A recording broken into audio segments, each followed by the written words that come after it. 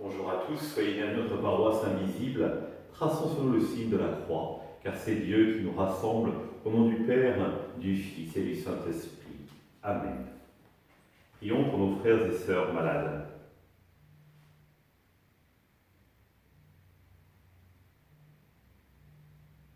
Prions pour les soignants et tous ceux qui œuvrent pour le bien commun.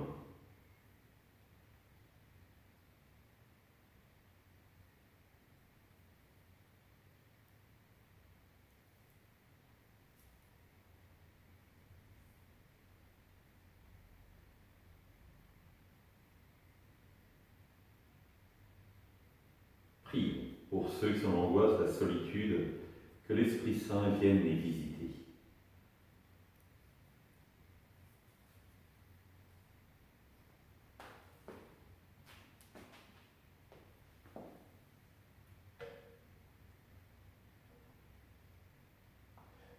Pour manifester notre communion, je vais maintenant allumer cette bougie au cierge pascal.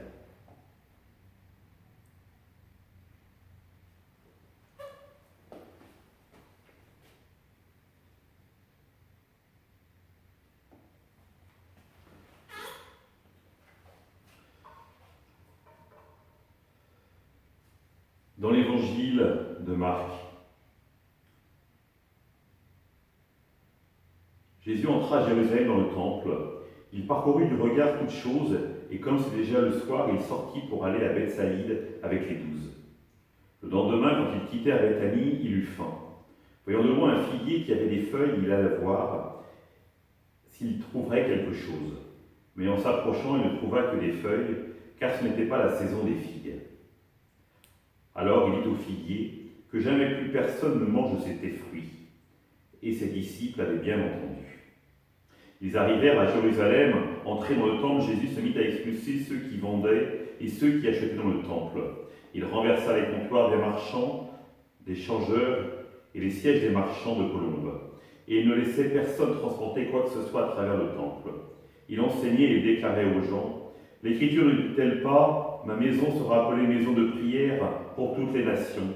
Or, vous avez fait une caverne de bandits. » Apprenant cela, les grands prêtres et les scribes cherchaient comment le faire périr. En effet, ils avaient peur de lui, car toute la foule était frappée par son enseignement. Et quand le soir tomba, Jésus et ses disciples s'en allèrent hors de la ville. Le lendemain matin, en passant, ils virent que le figuier qui était desséché jusqu'aux racines. Pierre, se rappelant ce qui s'était passé, dit à Jésus, « Rabbi, regarde, le figuier que tu as maudit est desséché. » Alors Jésus prend la parole, leur dit, « Ayez foi en Dieu. Amen, je vous le dis. Quiconque dira à cette montagne, enlève-toi de là et va te jeter dans la mer, ne doute pas dans son cœur, mais s'il croit que ce qu'il dit arrivera, cela lui sera accordé. C'est pourquoi je vous le dis, tout ce que vous demandez dans la prière, croyez que vous l'avez obtenu, et cela vous sera accordé. Et quand vous tenez en prière, vous avez quelque chose contre quelqu'un, pardonnez, afin que votre Père qui est aux cieux vous pardonne vos fautes. Acclamons la parole de Dieu, louange à toi, Seigneur Jésus. On pourrait croire que Jésus n'aime pas la nature. Le voilà qui se met à faire, non seulement à couper, mais à faire dessécher un arbre. Et pas n'importe quel arbre, un figuier. Et là, immédiatement, on se dit, tiens, pourquoi est-ce que l'auteur précise que c'est un figuier? Pourquoi Jésus pose-t-il un tel acte? Rappelez-vous, le figuier, dans la Bible, c'est l'arbre de la loi. Souvenez-vous, dans l'évangile de Jean, Jésus dit à Nathanaël, « Je t'ai vu quand tu étais sous le figuier », c'est-à-dire quand tu étudiais la loi. Rappelez-vous, Adam et Ève, qui font un pagne avec des feuilles de figuier. Non pas parce que les feuilles de figuier sont grandes, mais parce que ça montre que la loi vient protéger l'homme et la femme. Et donc Jésus nous dit là, l'arbre est vert, Jésus vient y chercher du fruit, mais ce n'est pas la saison des fruits. Donc on pourrait dire que c'est complètement idiot de la part de Jésus. Pas du tout. Parce qu'il montre justement, il atteste que normalement la loi devrait donner du fruit en permanence. Et ce n'est pas le cas. La loi a certes donné du fruit, Mais aujourd'hui, un fruit nouveau va arriver, le Christ.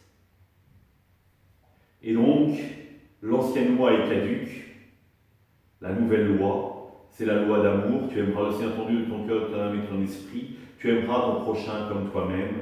Et le Christ n'est non plus la loi qui vient vivre, réaliser l'alliance entre Dieu et l'homme, mais Dieu lui-même, le Christ.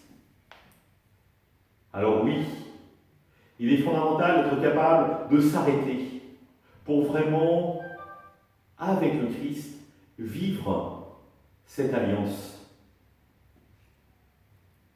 Et la vivre, vous le savez bien, c'est réaliser les 2 commandements de l'amour.